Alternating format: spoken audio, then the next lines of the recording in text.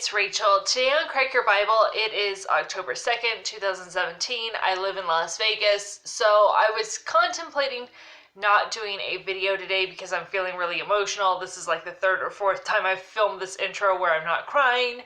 And, I was thinking maybe I need to just calm down. Like, things are crazy. Just got back from vacation last night. I have a sunburn. We hit a coyote on the way home. There's this shooting. People that, like, even though I'm okay, my sister's okay, my husband's okay, we do have friends and coworkers who do know people who died in the shooting last night. And I was thinking, like, let me just calm down. And all of a sudden, Romans 8:35 came to mind, which was, who can separate us from the love of Christ? And it goes on to say, what can separate us? Famine, persecution, hardship, death, angels, demons. Nothing can separate us from the love of Christ.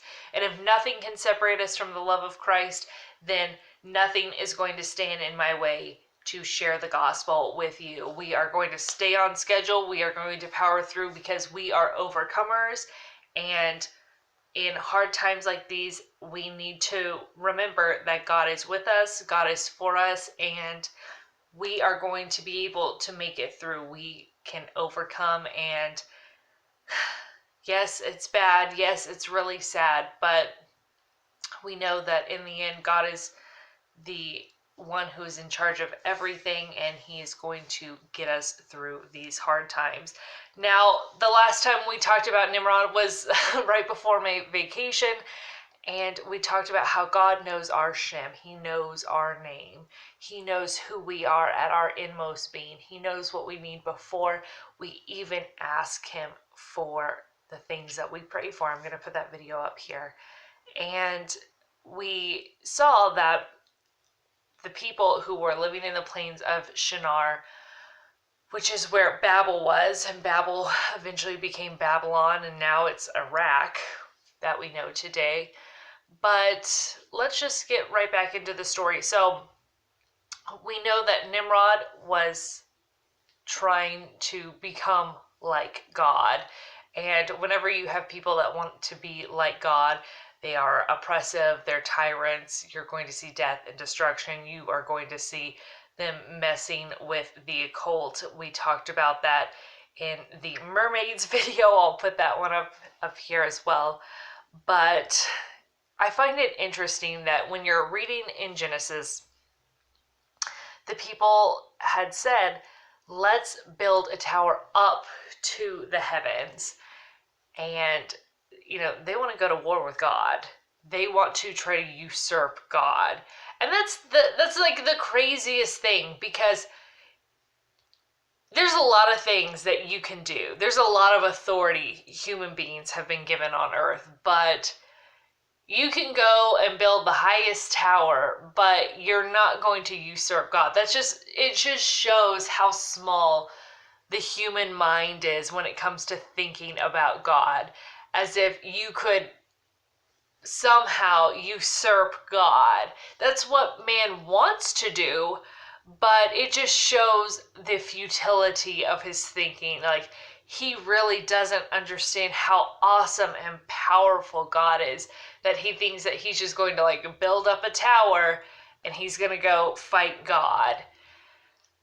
And we see in the very next verse, in Genesis 11 verse 5, God comes down to earth to take a look at this tower. So everyone, I'm going to build this stuff up and I'm going to go toe to toe with God. And God's like, oh, hold on. You know what? I can't even see this tower that you're building right now.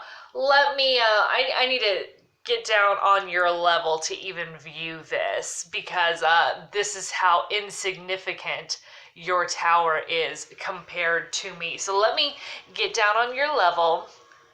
Of course, my neighbors are doing work on their deck again. God, give me the strength. We're going to power through that as well. We see that God comes down to take a look at this tower, and he says, you know what?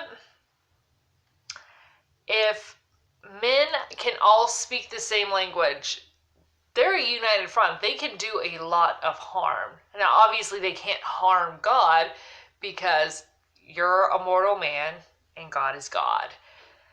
But God said, you know what? No, we're not doing this. You, like the manzanita plant that we talked about in our last video, I'll put that up here. Men naturally want to just self-destruct. And God made a promise, not only to Adam, but he made one to Noah, and that is that the Messiah is going to crush the head of the serpent. And no matter what, God is going to stay true to his word. So if man wants to self-destruct, he wants to just blow up and be self-destructive, be kindling for the fire, okay, but man is not going to destroy all of humanity's chance to be redeemed. So God says, we're going to put a stop to this real quick. What God does is he gives everybody different languages so that they can't work together for a common goal. There is no globalism. There's no oneness where it's just like we are all a united front against God. It's nope, now you're going to have different languages and you are going to have to scatter as you don't know what this person's saying about you. You don't know if they're a friend or an enemy. So you are going to flee from the people that you can't understand.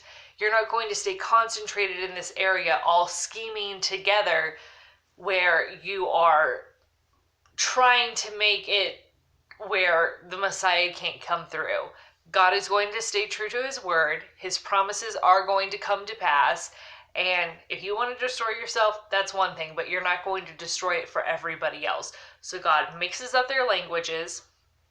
They're all given different languages and they scatter over the face of the earth so that now they have some other things to work on besides trying to fight God, because it wasn't time yet. That's what we see in the story of the Tower of Babel. Babel means confusion, and yeah, God is in control of everything, and no matter what man wants to do, whatever his plans are, if man tries to ruin it for all of humanity, best believe God is going to step in and say, nope, this is not going to happen, because God is true to his word and he will do the things that he said that he's going to do.